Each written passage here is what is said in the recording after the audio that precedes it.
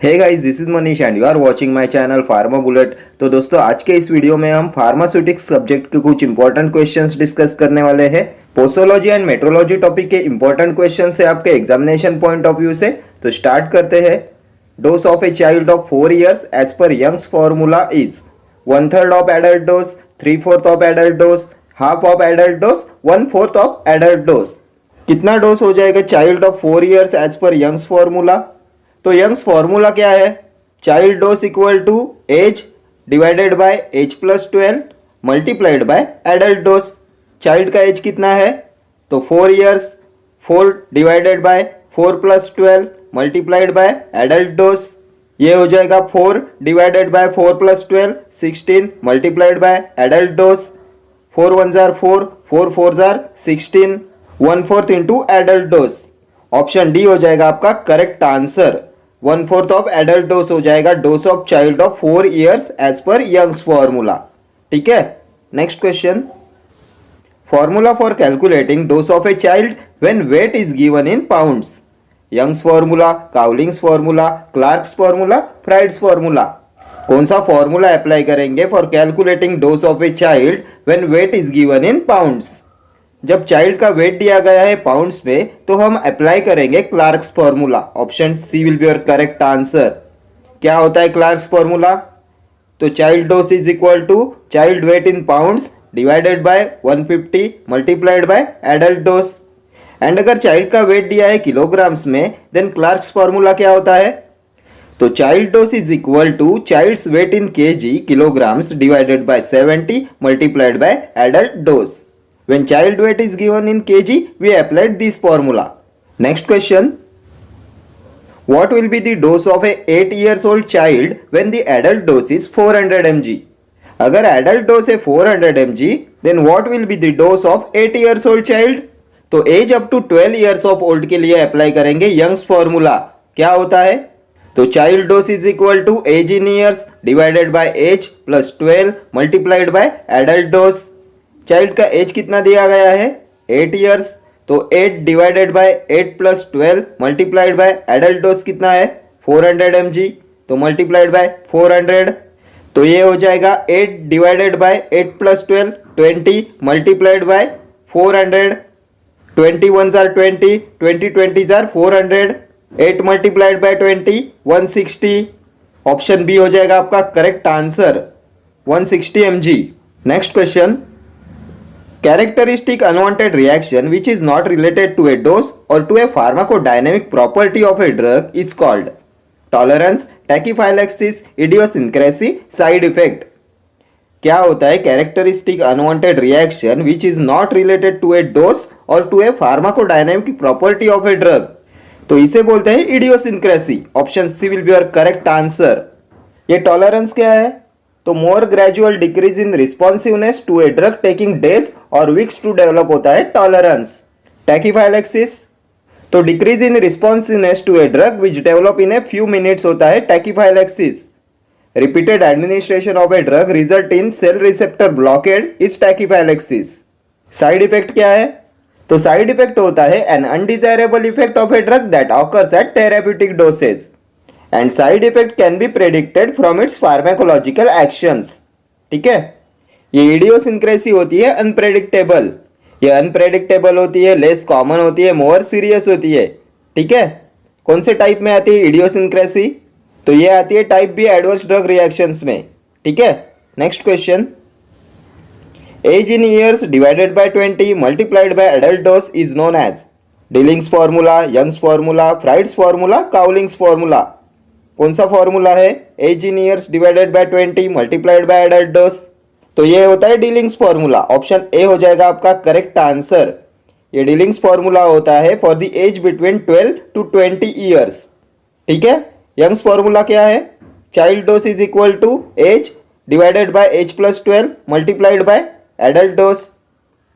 Freud's formula क्या है? तो age in months divided by 150 multiplied by adult dose. Cowling's formula age at next birthday divided by 24 multiplied by adult dose. ठीक है, next question. If total pharmacological action of two drugs is same to sum of their individual pharmacological action, it is additive effect, synergism, antagonism, idiosyncrasy. If total pharmacological action of two drugs is same to sum of their individual pharmacological action, तो क्या बोलते हैं इसे? तो इसे बोलते हैं additive effect. Option A हो जाएगा आपका करेक्ट आंसर। सिनर्जिज्म क्या है? तो positive summation of effects of two similarly acting drugs given simultaneously is synergism. Positive summation of effects of two similarly acting drugs given simultaneously. Antagonism, तो when one drug abolishes the action of other drug it is called antagonism. Idiosyncrasy, तो अभी हमने previous question में देखा था characteristic unwanted reaction which is not related to a dose और to a pharmacodynamic property of a drug, ये होता है idiosyncrasy. Unexpected drug responses which can not be predicted, ये अनप्रेडिक्टेबल होती है, लेस कॉमन होती है, मोर सीरियस होती है, इसे प्रेडिक्ट नहीं किया जा सकता। ठीक है, idiosyncrasy. Next question, what does the term potentiation means? Cumulative ability of a drug, fast tolerance developing, hypersensitivity to a drug, intensive increase of drug effects due to their combination. क्या होता है potentiation? तो ये होता है intensive increase of drug effects due to their combination. Option D will be your correct answer. Potentiation means intensive increase of drug effects due to their combination. Next question, dash is a state of periodic और chronic intoxication which is detrimental to person and society. Antagonism, addiction, allergy, tolerance. State of periodic और chronic intoxication which is detrimental to person and society, तो इसे बोलते हैं addiction. Option B हो जाएगा आपका correct answer. Antagonism, if action of drug is opposed by the other drug on same physiological system. Tolerance, more gradual decrease in responsiveness to a drug taking days or weeks to develop। ठीक है, next question, the biological half life of a drug in patient was 30 minutes and its volume of distribution was estimated to be 60 minutes। calculate the clearance rate of drug। कितना clearance rate होगा अगर half life 30 minutes है and volume of distribution है 60 minutes? तो सबसे पहले आप मुझे बताएंगे हाफ लाइफ का definition. Most repeatedly asked question है हाफ लाइफ। तो half life is time required to change the amount of a drug in plasma by half during elimination and biological half life of a drug is given by 0.693 by K. के होता है elimination constant rate. Question में हमें पूछा गया है clearance rate. क्या formula होगा क्लियरेंस रेट का? तो clearance is equal to 0.693 divided by half life multiplied by volume of distribution. तो 0.693 डिवाइडेड बाय हाफ लाइफ कितना दिया गया है 30 मिनट्स, तो divided by 30 multiplied by volume of distribution कितना है 60 मिनट्स, तो multiplied by 60, 30 1 jar 30, 30 2 jar 60, 0.693 multiplied by 2 कितना होगा? तो 2 3 जार 6, 2 9 जार 18, 2 6 जार 12, 12 प्लस 1 13, 1 2 3 1 2 3 1.386 होगा आपका करेक्ट आंसर। कौन से ऑप्शन में दिया गया है 1.386? तो ऑप्शन ए हो जाएगा आपका correct answer 1.386। Clearance is equal to 0.693 divided by half life multiplied by volume of distribution. ठीक है, next question, calculate the volume of 10 kilograms of lanolin if the density is 0.9329। तो वॉल्यूम कैसे calculate करेंगे? तो volume is equal to mass divided by density. Mass कितना दिया गया है 10 kg ऑफ लैनोलिन, तो 10 multiplied by 1000 divided by density कितनी है 0.9329, तो ये हो जाएगा 10,000 डिवाइडेड बाय 0.9329। 1 2 3 4 1 2 3 4, तो 9.320 ml हो जाएगा आपका करेक्ट आंसर। ऑप्शन बी हो जाएगा आपका करेक्ट आंसर।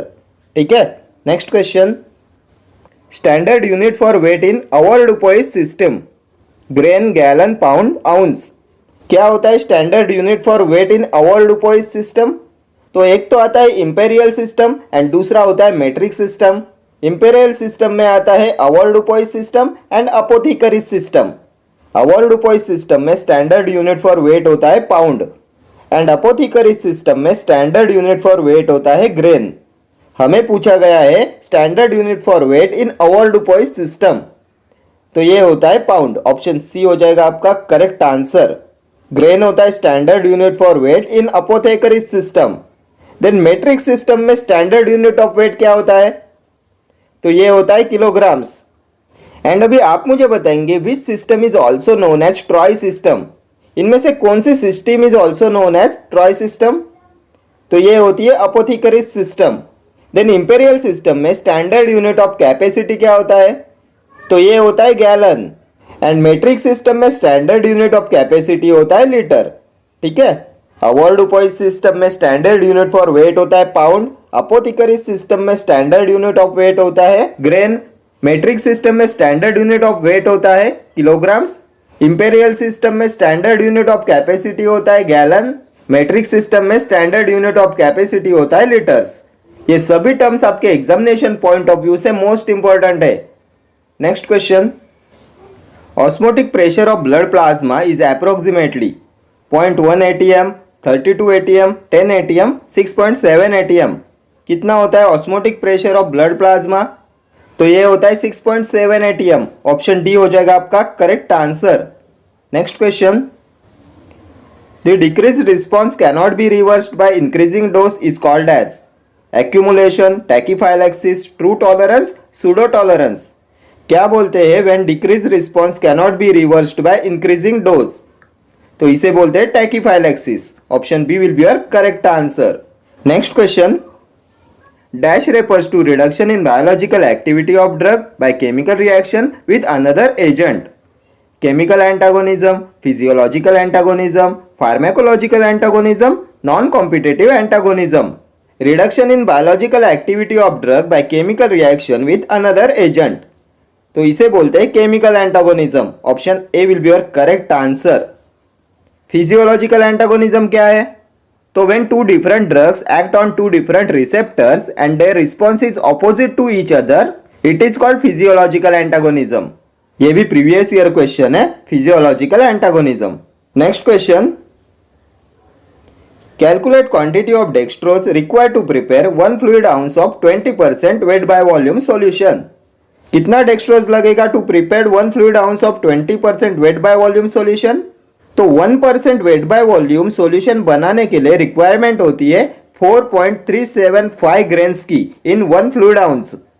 तो 20% वेट बाय वॉल्यूम सॉल्यूशन बनाने के लिए कितना डेक्सट्रोज लगेगा, तो 4.375 मल्टीप्लाइड बाय 20 कितना होगा, 0, 2 5 are 10, 2 7 are 14, 14 plus 1 15, 2 3 are 6, 6 plus 1 7, 2 4 are 8, 1 2 3 1 2 3 87.5 होगा आपका करेक्ट आंसर। ऑप्शन बी होगा आपका correct answer. 87.5 gram of dextrose required to make 20% weight per volume solution. ठीक है, 1% वेट पर वॉल्यूम सॉल्यूशन बनाने के लिए रिक्वायरमेंट होती है 4.375 ग्रेन्स की। ठीक है, next question, find the concentration of NaCl required to produce a solution isoosmotic with blood plasma. कितना कॉन्सेंट्रेशन NaCl रिक्वायर्ड होगा to produce a solution isoosmotic with blood plasma, तो NaCl का सोडियम क्लोराइड का molecular weight कितना होता है, तो ये होता है 58.5 and NaCl dissociates into 2 ions Na plus and Cl minus. तो फॉर्मूला में ये वैल्यूज पुटअप कीजिए, weight is equal to 0.03 m divided by n की वैल्यू होगी 2 because NaCl dissociates into 2 ions. Molecular weight कितना है 58.5, तो 0.03 multiplied by 58.5 divided by 2 and when you solve this you will get 0.88 as your answer. So option A हो जाएगा आपका correct answer. Next question, 1 drop is equal to 0.6 ml, 0.06 ml, 0.5 ml, 0.1 ml। कितना होता है 1 drop, तो ये होता है 0.06 ml। Option B. Next question, tolerance produced by oral and parenteral administration of drug is true tolerance, pseudo tolerance, both और none. Tolerance produced by oral and parenteral administration, तो इसे बोलते हैं true tolerance, option A. Next question, convert 18 degree Celsius to Kelvin and Fahrenheit. तो क्या होता है conversion का फॉर्मूला? तो डिग्री सेल्सियस को केल्विन में कन्वर्ट करने का फॉर्मूला होता है Kelvin is equal to Celsius plus 273। कितने सेल्सियस है? तो 18 प्लस 273 कितना होगा? 291 केल्विन। 291 केल्विन एक ही ऑप्शन में है, सो ऑप्शन बी हो जाएगा आपका correct answer. And degree Celsius to Fahrenheit के कन्वर्शन का क्या फॉर्मूला है? तो ये होता है Fahrenheit is equal to Celsius multiplied by 9 divided by 5 plus 32। इसे भी सॉल्व करके देखते हैं। सी कितना है? 18 multiplied by 9 divided by 5 plus 32। 18 9 jar 162 divided by 5 plus 32। 5 3 jar 15, 5 2 jar 10, 5 4 jar 20। 32.4 plus 32 कितना होगा? 64.4। ऑप्शन बी में दिया गया है क्या 64.4? तो दिया है 291 केल्विन एंड 64.4 फ़ारेनहाइट। ठीक है, ये कन्वर्शन का फॉर्मूला भी आपके एग्जामिनेशन पॉइंट ऑफ व्यू से मोस्ट इंपॉर्टेंट है। Kelvin is equal to Celsius plus 273 and Fahrenheit is equal to Celsius multiplied by 9 divided by 5 plus 32। ठीक है, next question, Which of the following is known as Troy system? Apothecaries system, imperial system, Aiims system, matrix system। तो ये भी हमने discuss किया हुआ था। Imperial system में आता है एक तो Aiims सिस्टम एंड दूसरा आता है apothecaries system. And apothecaries system is also known as troy system. Option A हो जाएगा आपका correct answer. Apothecaries system is also known as troy system. Standard unit of weight कितना होता है एपोथेकरीज सिस्टम में? तो ये होता है ग्रेन। Aiims सिस्टम में तो इसमें होता है पाउंड। देन इंपेरियल सिस्टम में स्टैंडर्ड यूनिट ऑफ कैपेसिटी क्या होता है? तो ये होता है गैलन। मैट्रिक्स सिस्टम में वेट का स्टैंडर्ड यूनिट होता है KG and standard unit of capacity होता है लीटर। ठीक है, next question, in which agonist and antagonist compete with each other for same receptor? Chemical antagonism, competitive antagonism, physiological antagonism, non-competitive antagonism। Agonist and antagonist compete with each other for same receptor, तो इसे बोलते हैं competitive antagonism. Option B हो जाएगा आपका correct answer. Agonist and antagonist compete with each other for same receptor होता है competitive antagonism. Chemical antagonism क्या होता है? तो ये होता है reduction in biological activity of drug by chemical reaction with another agent.